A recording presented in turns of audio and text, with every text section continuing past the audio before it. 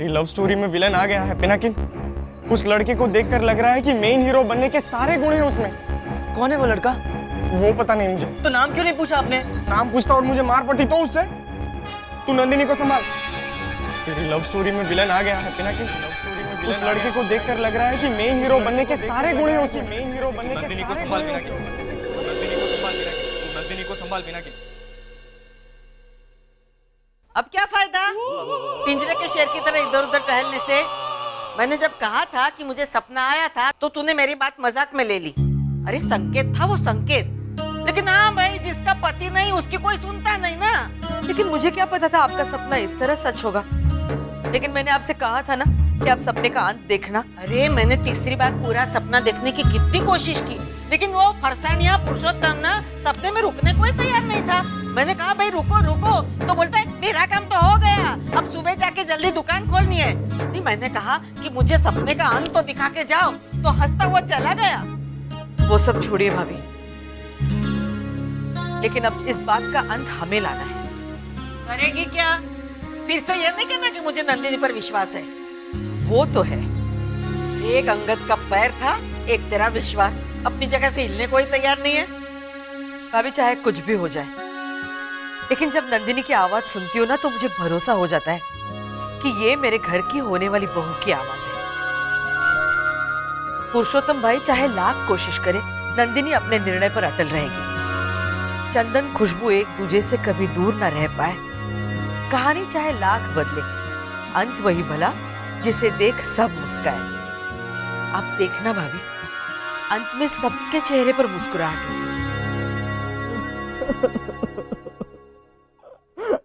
नंदिनी के घर कोई अंकित आया है। अरे समझ में आए वैसे बोल। चिराग काका ने अपनी आंखों से देखा, फोटो भी खींचा।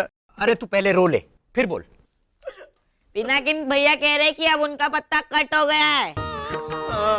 उनकी लव स्टोरी में विलन आया है, विलन। ये क्या बोल रहा है? सच बोल रहा है।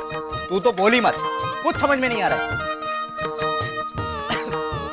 चिराग काका ने ना अपनी आंखों से देखा, नंदिनी उस लड़के से हाथ मिला रही थी, और वो पाजी निर्दयी कपटी पुरुषोत्तम अंकल उन दोनों की बलाएं ले रहे थे। तो क्या इसका मतलब नहीं समझते आप? नंदिनी का रिश्ता उस लड़के के साथ हो जाएगा। एक थप्पड़ मारूंगा। मुझे मतलब समझा रहा है और खुद गलत मतलब समझ रहा है। इधर देख, इधर देख। तुझे अपनी नंदिनी पर भरोसा नहीं है?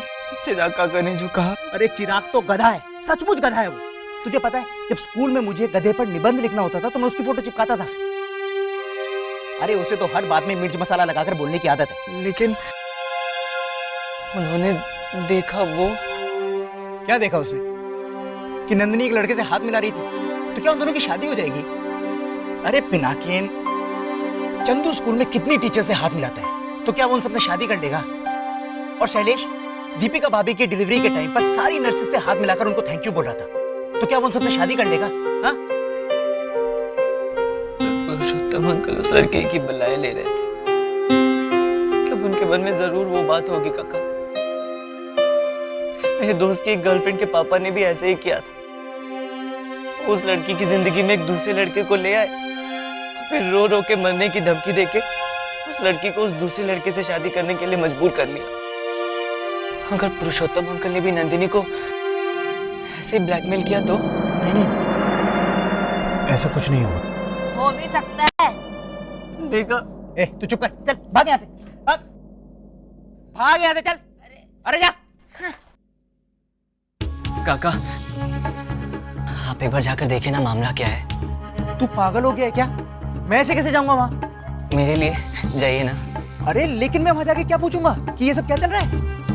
नहीं, जस्सू बहन नाराज हो जाएंगी मुझसे। कोई बहाना बना के जाइए ना, और बाद में से बात निकाल के पूछ लीजिएगा कि कौन है ये, किस लिए आया है। अच्छा, बहाना भी मैं ही देता हूँ। परसों पुरुषोत्तम अंकल आए थे ना किराया देने, उनको रसीद देनी बाकी है। आप रसीद देने के बहाने से जाइए ना। काका प्लीज, काका प्लीज प्लीज प्लीज मेरे लिए इतना कर दीजिए, मैं आपका एहसान जिंदगी भर नहीं भूलूंगा। वो पुरुषोत्तम नंदिनी को ब्लैकमेल करे या ना करे, लेकिन तू मुझे करता रहता है। प्लीज काका जाइए ना। ला दे रसीद दे, जाता हूं मैं।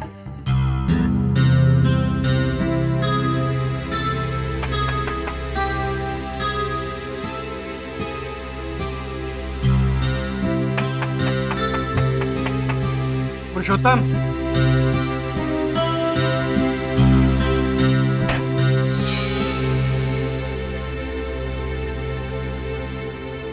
पुरुषोत्तम,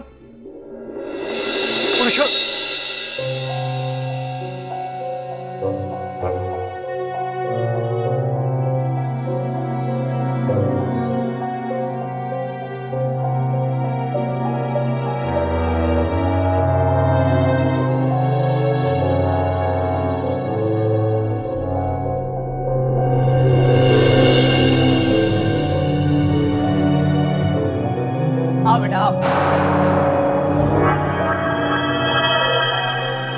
बेटा मैं सोच रहा हूँ कि फरसान की दुकान के साथ साथ अब लॉज भी चालू कर दूँ, गुजराती थाली। अरे अच्छा है ना, कीजिए।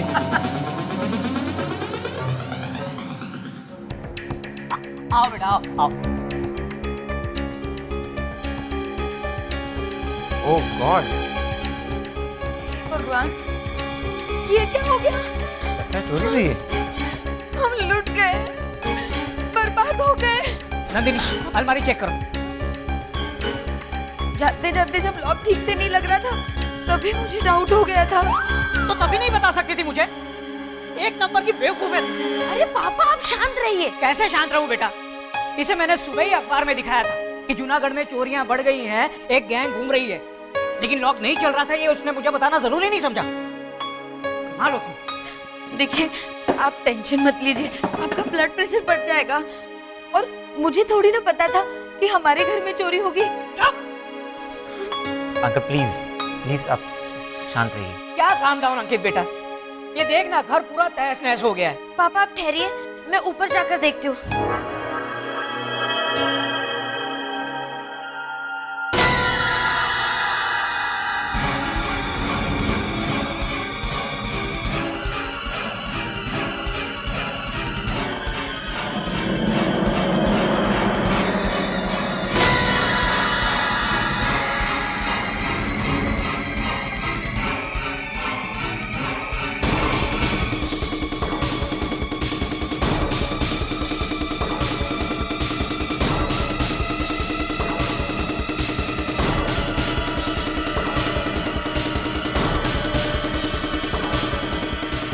रमेश तुम?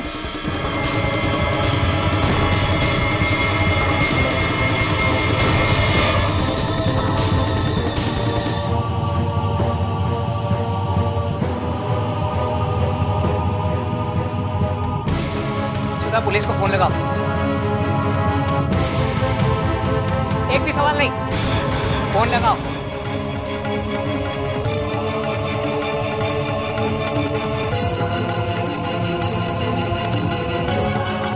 तुझे खाने पे बुलाया था जो तू वहां गया था? शांत। अरे कैसे शांत रहूं जसुबैन? ये लोग छोटे थे ना तो ये कहकर मैं खुश हो जाता था कि बड़े होकर ये लोग कुछ कर दिखाएंगे। ये कर रहे हैं ये लोग, एक लड़की को भगा कर ले जाता है और दूसरा उसी लड़की के घर में चोरी करता हुआ पकड़ा जाता है। पापा आपको लगता है कि मैं चोरी करूंगा? तो क्या करने गया था वहां बता? मैं भूल गया। भूल गया? आप डांटिए मत, वो बौखला गया है। धर्मेश आराम से बता क्यों गया था वहां? जसुबन सचमुच मुझे इस वक्त कुछ याद नहीं है। मुझे याद है, मैं बोलूं? कब तक बोल क्यों नहीं रहा था तू? आप बोलने दे रहे किसी को? बता क्यों गया था ये? रसीद देने। वो परसों पुरुषोत्तम अंकल किराया दे के गए थे ना, उसकी रसीद देने। हाँ, मैं रसीद देने गया था। गलत।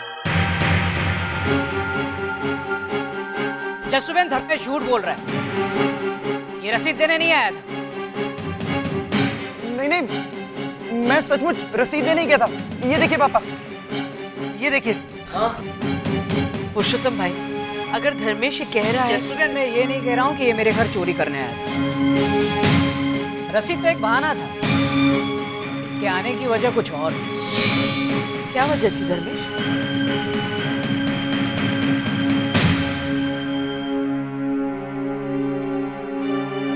इशारे मत कर पिनाकिन।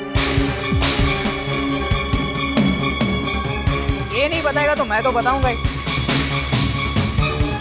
पिनाकिन के कहने पर धर्मेश ये देखने आया था कि अंकित कौन। अंकित?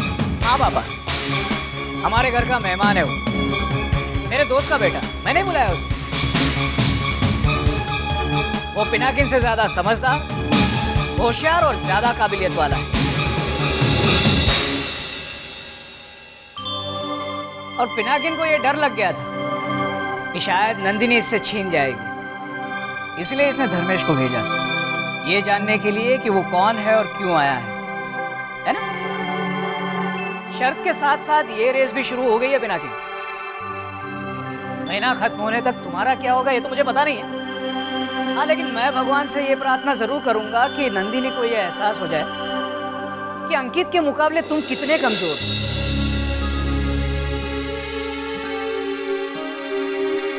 और वो अपना फैसला बदल दे।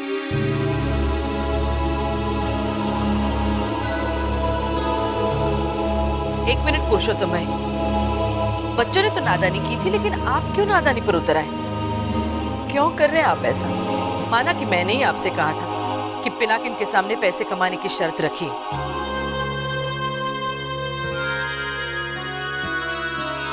जसुबेन, आपने? हाँ, मैंने। तुझे जिम्मेदारी का एहसास दिलाने के लिए मैंने इनसे कहा था। लेकिन पुरुषोत्तम भाई, बच्चे ईमानदारी से अपनी शर्तें, अपने वादे निभा रहे हैं ना, तो आप क्यों रोड़े डाल रहे हैं उनकी राहों में? और एक बात तो तय है, नंदिनी बहू बनके इसी घर में आएगी।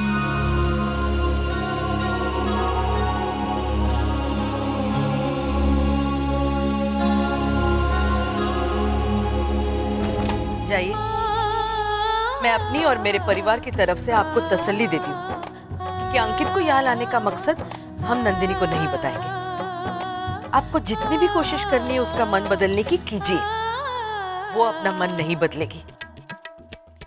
आप शायद अपनी बेटी को नहीं जानते, लेकिन मैं अपने होने वाली बहू को बहुत अच्छी तरह से जानती हूँ। बहुत प्यार करती है वो पिनाकिन से।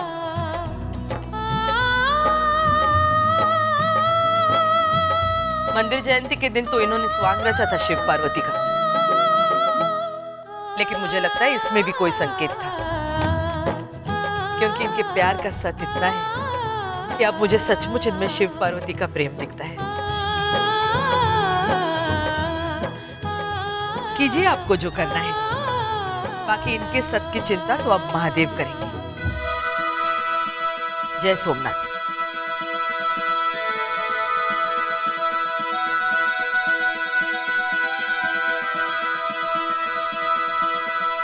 म्यूजिक सिस्टम, डीवीडी, टीवी और मेरा बैग गया, उसमें मेरा सारा सामान था और उसमें क्या हुआ? अरे मेरा गैस लाइटर चोरी हो गया। तुझे गैस लाइटर की पड़ी है?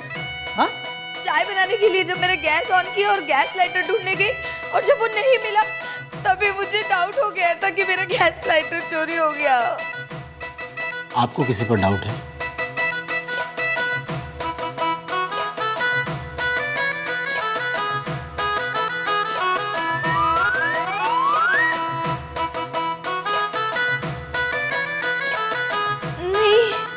लो, वैसे तो इसे हर चीज पे डाउट होता है, हर 2 मिनट में डाउट होता है, लेकिन आज जब जरूरत है तो किसी पर डाउट ही नहीं है। हाँ, वो जो धर्मेश काका आए थे। धर्मेश? किसको मारा उसने?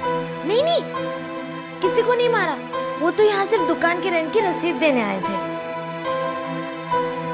आपके बैग में कोई कीमती सामान था? उसमें सारा सामान कीमती था, कैश भी था, पर वो ना मिले नो प्रॉब्लम, पर उसमें मेरी एंगेजमेंट रिंग थी।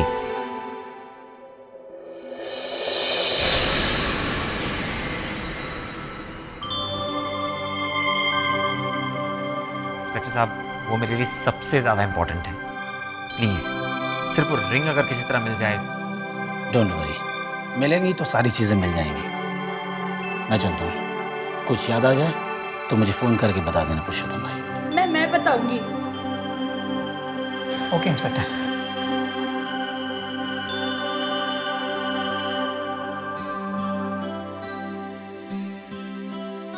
बेटा, हमें तो मालूम ही नहीं था कि तुम्हारी एंगेजमेंट हो गई है।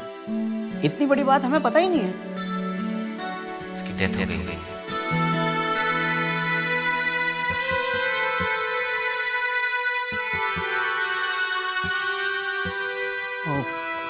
I am sorry. It's okay. साल भर से ज्यादा हो गए ऐसे गुजरे हुए। अंकित, तुम्हारे सारे कपड़े भी चले गए ना, तुम ये पहनो।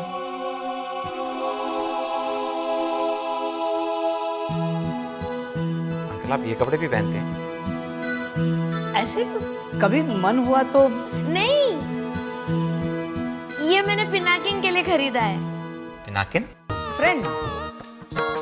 फ्रेंड होता है ना, दोस्त। नहीं, वो मेरा बॉयफ्रेंड है। I am in love with him. अरे वाह, तुमने कभी मिलवाया नहीं उससे? अरे मैं उससे खुद नहीं मिल रही हूँ, तुमसे कैसे मिलाऊं? क्यों, क्या हो गया? हुआ ये कि तुम लोग क्या ये फालतू टॉपिक लेकर बैठ गए? अंकित बेटा, जाओ हाथ मुंह धो लो।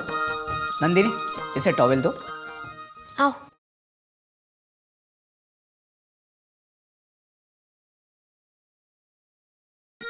कितना स्मार्ट और इंटेलिजेंट लड़का है। नन्नू की जोड़ी किसी भी तरह इसके साथ जमानी ही पड़ेगी। एक बात बोलूं? हाँ हाँ बोलो। डाउट करने के बजाय तुम कुछ बोल रही हो, ये क्या कम बड़ी बात है? बोलो। आपकी माँ ने मुझसे एक बार कहा था कि आपके लिए कोई तृप्ति का रिश्ता आया था, लेकिन आपने उसका रिश्ता ठुकरा दिया था ताकि आप मुझसे शादी कर सको। तब आपकी माँ ने मेरे बारे में कहा था कि तुम एक मोटी गधी के लिए एक परी को ठुकरा रहे हो। और मैंने कहा था, दिल आया गधी पे तो परी क्या चीज है। याद है मुझे, क्योंकि मैं तुमसे बहुत प्यार करता था। और ठीक उसी तरह पिनाकिन नंदिनी की धड़कन में बस गया है। कोई कितना भी इंटेलिजेंट हो, कितना भी स्मार्ट हो, लेकिन हमारी बेटी की धड़कन को कोई कैसे बदल सकता है? वो सब हो जाएगा। तुमने देखा नहीं, नन्नू ने अपने मन से उस नालायक के लिए जो कपड़े लिए कैसे अंकित को दे दिए। आज कपड़े दिए हैं, कल उसकी जगह भी देगी। तुम सिर्फ मेरी हेल्प करो, फिर देखो मैं कैसे अंकित और नंदिनी की शादी के गाने बजवाता हूँ। लूटाई गयो मारो लाड़ खजानो अने दाद हूँ जो तोरो। लूटाई गयो मारो लाड़ खजानो अने दाद हूँ जो तोरो। जान गई निज घर ने हूँ तो, जान गई निज घर ने हूँ तो, सुनो मांडवडो काढ़े जाकीरो कट को मारो गांठती छूटी गयो। काढ़े जाकीरो कट को मारो गांठती छूटी गयो। काढ़े जाकीरो कट को मारो गांठती छूटी गयो। देवा देवा देवा, कितना सुंदर गाते हो आप सब लोग। 3 दिन के बाद आप लोग शादी में गाओगे, आपको 15,000 रुपए मिलेंगे। फिर उसमें से 10,000 रुपए तुम पुरुषोत्तम भाई को दोगे तो उनकी बोलती बंद हो जाएगी। हाँ। और पिनाकिन सुनना, और फिर ना तो फटाक से शादी करके ना हनीमून पे चले जाना अमेरिका, और लौटते समय ना जयेश को साथ लेके आना। हाँ हाँ काकी, जरूर लेके आऊंगा। एक मिनट, 15,000 रुपए सिर्फ इसे ही क्यों मिलेंगे? जब 4 लोग मिलकर प्रोग्राम देंगे तो 15,000 के 4 हिस्से होने चाहिए ना। तो इसके हिस्से सिर्फ 3,750 रुपए ही आएंगे। इसलिए बेटा ज्यादा खुश होने की जरूरत नहीं है, क्योंकि सितारों के आगे जहां और भी है, अभी इश्क के इम्तिहान और भी है। वाह, क्या शेर चुराया बड़े भैया ने। बस ऐसे ही सदर।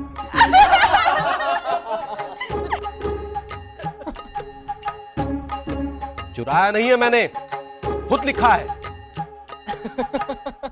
और तू इतना क्यों हंस रहा है? तू तो शर्त हारने वाला है। इसीलिए कहता हूं बेटा, कर कमाई नेक बंदे, मुफ्त खाना छोड़ दे, झूठा है ये इश्क का चक्कर, दिल लगाना छोड़ दे। शैलेश कहां गया? माफ कीजिए बड़े भैया, पिनाकिन शर्त हारने वाला नहीं, जीतने वाला है। क्योंकि हमारा बिजनेस हम आपके गणित के हिसाब से नहीं, अपने हिसाब से डील करेंगे। पिनाकिन को 11,000 रुपए मिलेंगे और बाकी के 4,000 रुपए हम आपस में बांट लेंगे। क्यों आरती? क्यों जी? ये हाँ। पिनाकिन, चंदू सही कह रहे हैं। पैसे तो तुझे अपने मेहनत के हिसाब से ही मिलने चाहिए। ठीक है जसूबेन, ये कोई आखिरी प्रोग्राम थोड़ी है। ये प्रोग्राम हिट होगा तो और भी प्रोग्राम मिलेंगे। ऐसे तो मैं कमा के रखूं और उन पैसों में से मैं सबसे पहले 1,000 रुपए की साड़ी खरीदूंगा अपनी मम्मी के लिए। उससे अच्छा है कि उसे 100-200 नैपकिन ला के दे दे, क्योंकि 1,000 रुपए की साड़ी से भी तो मुंह ही पोछेगी। वाह, इतना तो चलता है। हाँ। तो फिर यहाँ जो पानी गिरा है ना, उसे भी अपनी साड़ी से लाकर पोंछ दो। यहाँ तो लगा लेंगे, लेकिन बाहर सड़क में जो बड़े गड्ढे में पानी भरा है ना, वहाँ नहीं लगाएंगी, बोल देती हूँ मैं। हाँ तू चुप रह ना। पिनाकिन, हमारी तैयारी फाइनल है, तू जाकर चैन की नींद सो जा, तेरी जीत पक्की। आ जाओ। थैंक यू गीता काकी, थैंक यू सो मच।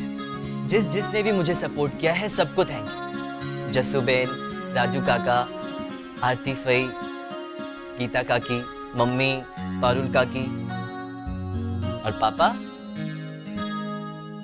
आपको भी थैंक यू, क्योंकि आप नहीं होते तो मैं भी नहीं होता। अब मैं 10,000 मिलते ही पुरुषोत्तम अंकल से हक से अपनी नंदिनी मांगूंगा। Good night everybody. Good night. Good night पापा। मुझे भी नींद आ रही है, मैं सोने जा रहा हूँ। हाँ बेटा जा, तुम सब भी जाके सो जाओ, मैं और पुष्पा बाकी सब निपटा लेंगे। जाओ। छुट्टी, चलो चलो।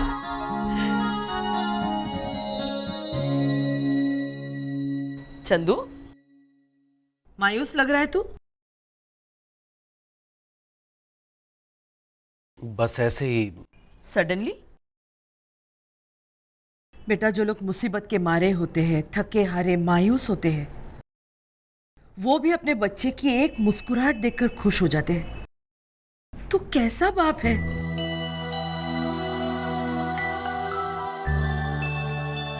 तू अपने बेटे को खुश देखकर मायूस होता है?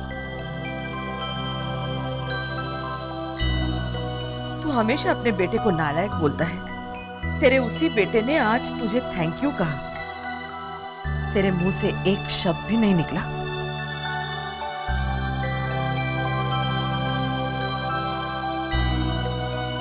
तू उसे क्यों प्यार नहीं करता बेटा? करता तो हूं जसूबेन। कहाँ करता है? तूने कभी उसे प्यार से गले लगाया है? कभी गर्व से कहा है, देखो वो मेरा बेटा है? तुझे पसंद क्यों नहीं आता अपना बेटा?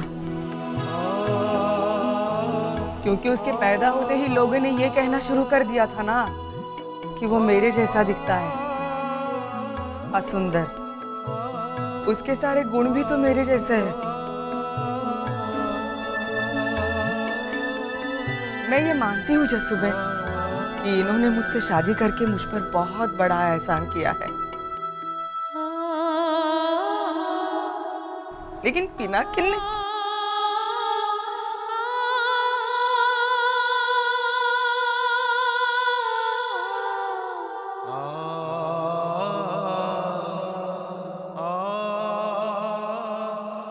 जसूबेन, बड़े भैया ऐसा क्यों कर रहे हैं?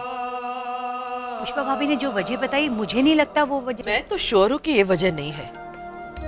चंदू इसलिए इतना तिलमिला रहा है क्योंकि उसे लग रहा है कि पिनाकिन कामयाबी की ओर बढ़कर उसे गलत साबित कर देगा। चंदू का अहंकार हमेशा पिनाकिन पर फुंकारता रहता है।